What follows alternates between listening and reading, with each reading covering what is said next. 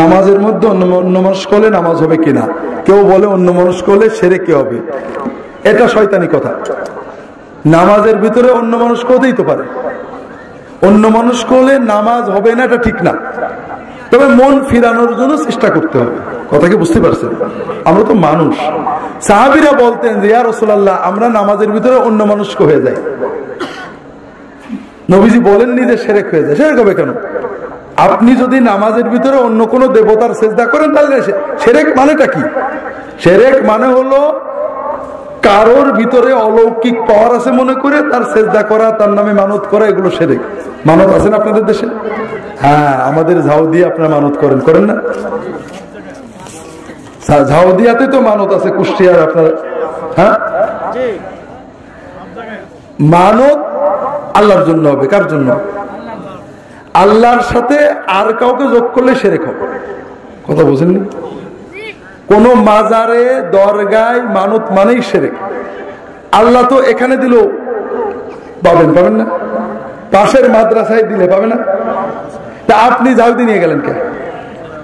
আপনি জানেন এখানে দিলে আল্লাহ একা পাবে, আর ঝাউদে দিলে আল্লাহ পাবে, ঝাউদের হুজুরও পাবে। এক দিলে দুই পাখি। সবচেয়ে বড় আল্লাহ নাউজুবিল্লাহ তো দিত না, ঝাউদের হুজুর ধাক্কা দিলে আল্লাহ দিতে বাধ্য হবে। এটা কি হলো? এইগুলো হলো সে নামাজের ভিতর অমনোযোগ হলে আউযু বিল্লাহি মিনাশ শাইতানির রাজিম বলে বাম দিকে এরকম থুতু করবেন নামাজের ভিতরে, নামাজরত অবস্থায়। আল্লাহ রাসূল বলেছেন এতে অমনোযোগিতা কেটে মনোযোগ আসবে। আর নামাজের কথা বলতে পারলাম না, নামাজটা একটু বুঝে পড়ার চেষ্টা করবেন। নামাজে কি আল্লাহর সাথে কথা বলবেন, ইনশাআল্লাহ মনোযোগ থাকবে। আমাদের সমাজে কিছু সংখ্যক মানুষ তারা বলে আমরা যেভাবে পোশাক সর্বস্ব ইসলাম মানি, এটা ইসলাম না। নামাজ কালাম না পড়ে শুধু মানবতার কল্যাণে কাজ করতে হবে, এটা ইসলাম। এটা আমরা জানতে চাই না। ইসলাম যেটা কোরআন এবং হাদিসে আছে, নামাজ কালাম না পড়ে মানবতার সেবা, কেউই মুসলমান হবে না। একজন লোক বঙ্গবন্ধু মানে না, বাংলাদেশের সংবিধান মানে না, বাংলাদেশের রাষ্ট্রবিধান মানে না, কিন্তু খুব ভালো মানুষ, বাঙালিদের উপকার করে, সে বাংলাদেশের নাগরিক হতে পারবে? কি মনে হয় আপনাদের? বিষয়টা হলো আমাদের নামাজ লাগবে আমার জন্য, ভালো মানুষ হওয়ার জন্য রোজা লাগবে।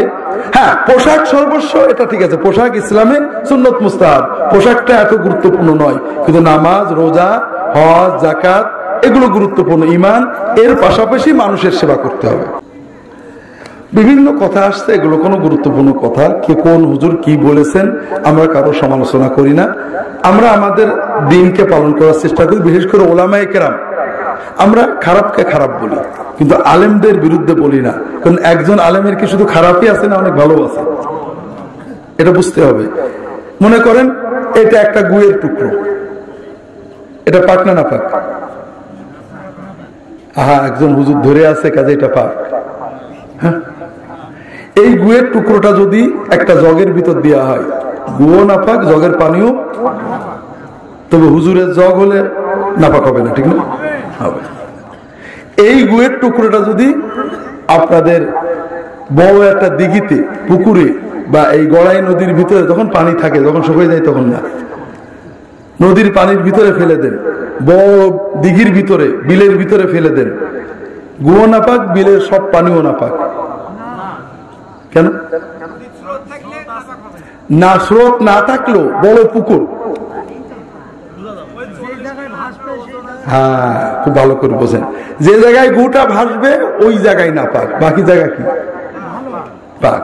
যদি এই গুয়ের টুকরোটা একটু কষ্ট করে বঙ্গোপসাগরে ফেলে দেন, দেখবেন ঘন্টা খানেক পরে লবণে গুই আর নেই, ঠিক না? তাহলে আমি বললাম যে ইল্লাল্লাহর জিকির বেদাত, তার মানে যে ইল্লাল্লাহর জিকির করে সবাই কি পচা নাকি? না, একজন মানুষ শুধু ইল্লাল্লাহর জিকির করে, একজন ইল্লাল্লাহর জিকির করে অনেক সুন্নত আমল করে, অনেক নেক আমল করে, একজন মানুষ আল্লাহর দিনের বড় দায়ী, অনেক নেক আমল করেন না বুঝে বা ইজতিহাদ, তিনি ইল্লাল্লাহর জিকির করেন। সবাই কি সমান হলো নাকি? কেউ নদী, কেউ জগ, কেউ সমুদ্র, কথা বোঝেন না?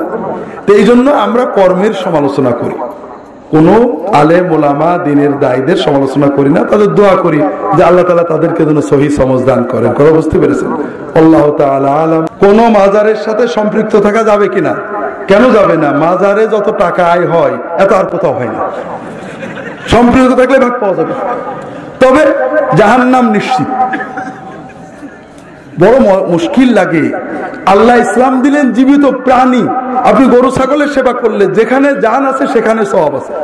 আমরা মরা কবরে, মাজারে যদি আমি সম্পৃক্ত থাকি, আমার আব্বার কবরে এসি লাগাই দিই, আব্বা ঠান্ডা পাবে তো? 5টা গরু জবাই করে খাওয়াই দিই, আব্বা পাবে তো? না, এগুলো শুধুমাত্র মাজারে যারা থাকেন তাদের ভাগ বাটোয়ারা হয়। আমরা ভুল করি। আমরা যদি গরিব দুঃখী বিধবা এতিমকে টাকা দিই হুজুরদের নামেই, যে আমরা টাকাটা আল্লাহ হুজুরদের পৌঁছে দেন, তাহলে ঠিক হয় না? এই জন্য আপনি এতিমখানায় সম্পৃক্ত থাকবেন, এতিমখানা নিয়ত করবেন, এর সওয়াবটা অমুক হুজুর পাবে। নামাজের মধ্যে অন্য মনস্ক হলে নামাজ হবে কিনা? কেউ বলে অন্য মনস্ক হলে সেরে কে হবে, এটা শয়তানি কথা। নামাজের ভিতরে অন্য মনস্ক হতেই তো পারে, অন্য মনস্ক হলে নামাজ হবে না, এটা ঠিক না। তবে মন ফিরানোর জন্য চেষ্টা করতে হবে। কথা কি বুঝতে পারছেন? আমরা তো মানুষ। সাহাবীরা বলতেন যে ইয়া রাসূলুল্লাহ, আমরা নামাজের ভিতরে অন্য মনস্ক হয়ে যাই। নবীজি বলেননি যে শিরক হয়ে যায়। শিরক হবে কেন? আপনি যদি নামাজের ভিতরে অন্য কোন দেবতার সিজদা করেন তাহলে শিরক মানেটা কি? শিরক মানে হলো কারোর ভিতরে অলৌকিক পাওয়ার আছে মনে করে তার সিজদা করা, তার নামে মানত করা, এগুলো শিরক। মানত আছে না আপনাদের দেশে? হ্যাঁ, আমাদের ঝাউদিয়া আপনারা মানত করেন না? ঝাউদিয়াতে তো মানত আছে, কুষ্টিয়ার আপনার। হ্যাঁ, মানত আল্লাহর জন্য হবে। কার জন্য? আল্লাহর সাথে আর কাউকে যোগ করলে শিরক হবে। কথা বুঝেননি? কোন মাজারে দরগায় মানত মানেই শিরক। আল্লাহ তো এখানে দিল পাবেন না, পাশের মাদ্রাসায় দিলে পাবে না। তা আপনি ঝাউদি নিয়ে গেলেন কে? আপনি জানেন এখানে দিলে আল্লাহ একা পাবে, আর ঝাউদে দিলে আল্লাহ পাবে, ঝাউদের হুজুরও পাবে। এক দিলে দুই পাখি। সবচেয়ে বড় আল্লাহ নাউজুবিল্লাহ তো দিত না, ঝাউদের হুজুর ধাক্কা দিলে আল্লাহ দিতে বাধ্য হবে। এটা কি হলো? এইগুলো হলো সে নামাজের ভিতর অমনোযোগ হলে আউযু বিল্লাহি মিনাশ শাইতানির রাজিম বলে বাম দিকে এরকম থুতু করবেন নামাজের ভিতরে, নামাজরত অবস্থায়। আল্লাহ রাসূল বলেছেন এতে অমনোযোগিতা কেটে মনোযোগ আসবে। আর নামাজের কথা বলতে পারলাম না, নামাজটা একটু বুঝে পড়ার চেষ্টা করবেন। নামাজে কি আল্লাহর সাথে কথা বলবেন, ইনশাআল্লাহ মনোযোগ থাকবে। পীরের হাতে বায়াত করা মানে আল্লাহর হাতে বায়াত করা বলেছেন, কথাটা ঠিক না। প্রথম কথা হলো পীরের হাতে বায়াত এই জিনিসটা ইসলামে কখনোই ছিল না এবং নেই। আব্দুল কাদের জিলানী কারোর হাতে বায়াত করেননি, তিনিও কাউকে বায়াত করেননি। আসলে পীর বলতে মূলত কোরআন সুন্নাহ হলো মুত্তাকি সাদিকিন, কুনু মার সাদিকিন, নেককারদের সোহবতে যাওয়া। আব্দুল কাদের জিলানী দাব্বাস রাহিমাহুল্লাহ তার সোহবতে গেছিলেন, অর্থাৎ নেককারদের সোহবতে যে বসে থাকা, তাদের থেকে দ্বীনের আবেগ গ্রহণ করা। কথা বোঝেননি? কারোর হাতে একমাত্র রাসূলুল্লাহ সাল্লাল্লাহু আলাইহি ওয়াসাল্লামের পরে সাহাবী, তাবেঈন, আব্দুল কাদের জিলানী, আবু হানিফা, শাফিঈ রাহিমাহুল্লাহ কখনো রাষ্ট্রের সরকার প্রধান ছাড়া, রাষ্ট্রপ্রধান ছাড়া কারোর কাছে বায়াত হননি। কথা বুঝতে পেরেছেন?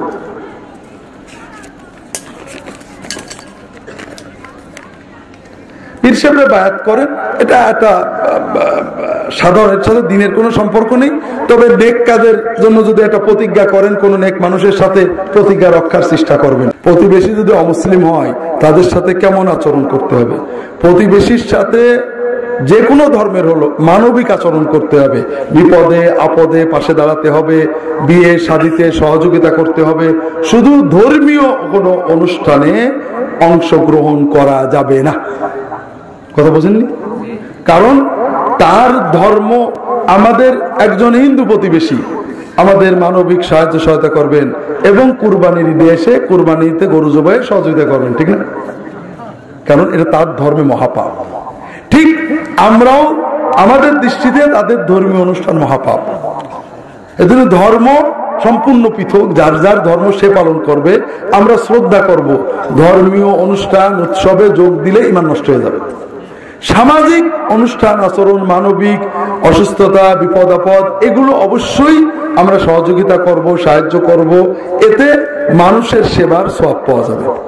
হাসরের ময়দানে বড় বড় জাহাজ নিয়ে আসবেন, পীর সাহেবরা মুরিদদের নিয়ে যাবেন, না রে ভাই, এগুলো ঠিক না।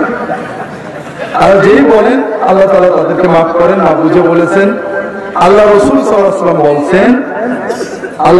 ওয়াসাল্লাম বলছেন তার মেয়ে ফাতেমাকে, যে তোমার আমল তোমাকে নাজাত দেবে, আমি কিছু করতে পারবো না। কথা বুঝেন? যদি কেউ মনে করে যে কোন নেককার মানুষ গুনাহগারদের মাফ করে নিতে পারবে আল্লাহর ক্রাইটেরিয়ার বাইরে, এটা ঈমান নষ্ট হয়ে যাবে। রাসূলুল্লাহ সাল্লাল্লাহু আলাইহি ওয়াসাল্লাম বলছেন, রাসূলুল্লাহ সাল্লাল্লাহু আলাইহি ওয়াসাল্লাম মুরিদ ছিল না, সাহাবায়ে কেরাম, ঠিক না? সাহাবীদের বলছেন যে এইভাবে যাকাত দেবে, এইভাবে যাকাত দেবে, এইভাবে যাকাত দেবে, যদি না দাও কিয়ামতের দিন তোমাকে সাপে কামড়াবে, তোমাকে আগুনে পোড়ানো হবে। অর্থাৎ তোমার এই যাকাত দেওনি বলে মালগুলো তোমাকে শাস্তি দেবে। তখন তুমি আমাকে ডেকে বলবে, ইয়া রাসূলুল্লাহ আমাকে বাঁচাও, আমাকে তরায় নাও। আমি বলবো যে না, আমি তোমার কিচ্ছু করতে পারবো না, তুমি যেহেতু আমার কথা শোনোনি, আজকে তোমার কোনো উপকার করতে পারবো না। কথা বুঝতে পেরেছি? তো নবীজি যদি তার মুরিদদেরকে বাঁচাতে না পারেন আল্লাহর পারমিশনের বাইরে, তাহলে কি অন্য কেউ পারবে?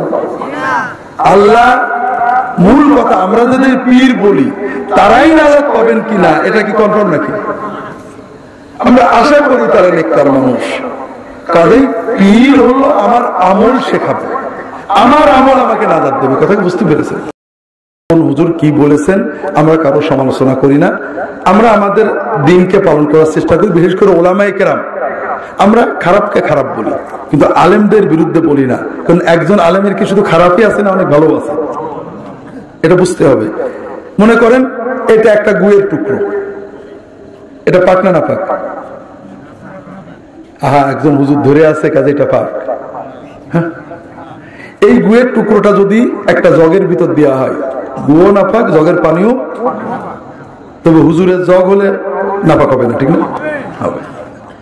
এই গুয়ের টুকরোটা যদি আপনাদের বড় একটা দিঘিতে, পুকুরে বা এই গড়াই নদীর ভিতরে যখন পানি থাকে, যখন শুকিয়ে যায় তখন না, নদীর পানির ভিতরে ফেলে দেন, বড় দিঘির ভিতরে, বিলের ভিতরে ফেলে দেন, গুও না পাক, বিলের সব পানিও না পাক।